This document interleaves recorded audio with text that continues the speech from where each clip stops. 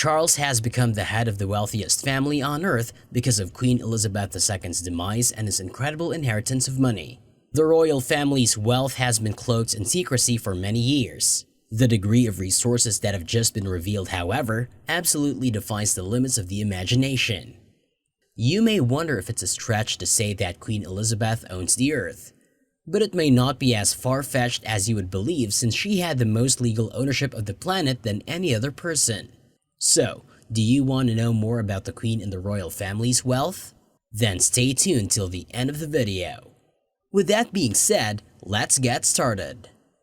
Statistics claim that Queen Elizabeth's net wealth is approximately $500 million, although this number is highly deceptive. She owned much more than that by law. The Prime State, which spans over 1/4 million acres of the country, is owned by the Queen.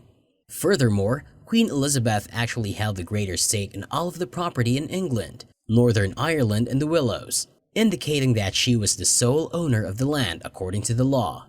Furthermore, this ultimate power extends beyond the borders of the United Kingdom. The Queen also holds the ownership of Crown land in 15 different Commonwealth realms, namely Canada, Australia, New Zealand, and the Bahamas.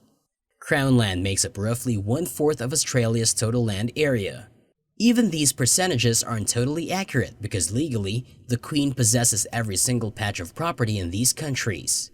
In Canada, it's even higher, nearly 90% of the whole country's territory. All around the globe, the Queen owned 6.6 billion acres of property, or over 1/6 of the entire planet.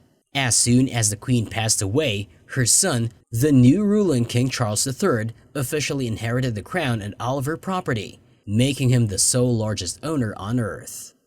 Charles has gained a lot more than just territory and authority, given that his new role as king comes with an absurdly large number of additional resources. The general populace has never had access to the entirety of the crown's resources. The Royal Collection and Museum, which has more than 0.5 million works of art, along with more than 7,000 paintings, is among the most priceless of them. Or you can say that this is the greatest personal art gallery in the world, with a market worth of nearly £10 billion.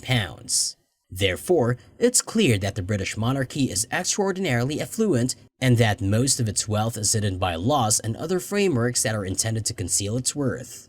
Because of this, the royal family behaves less like a wealthy family and more like a huge global firm. Elizabeth's father, King George VI, consistently referred to the British monarchy as the firm at the beginning of the 20th century, and it appears that the family still uses that term today.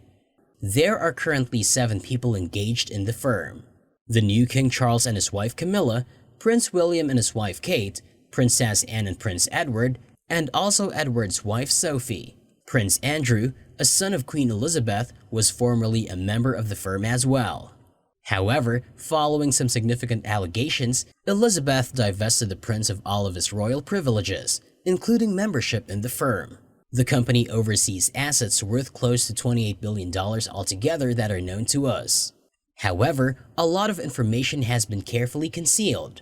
Some have estimated the firm's holdings to be worth closer to $100 billion.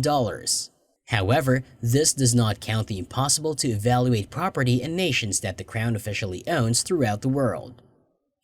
After the passing of Queen Elizabeth, Britain and its empire must undergo significant transformation. All currency must be created and imprinted with the image of King Charles within a year. Law passports must also be updated to reflect Charles as the head of the empire. And uniforms for the military, police, and organizations must also be modified. These modifications are anticipated to cost the UK billions of pounds overall. So, the question is that, who is actually covering all of these expenses? Who is responsible for the bills? The citizens or the king? Let us know in the comments below. So that's pretty much of it. I hope you liked the video. See you in our next video. Till then, take care.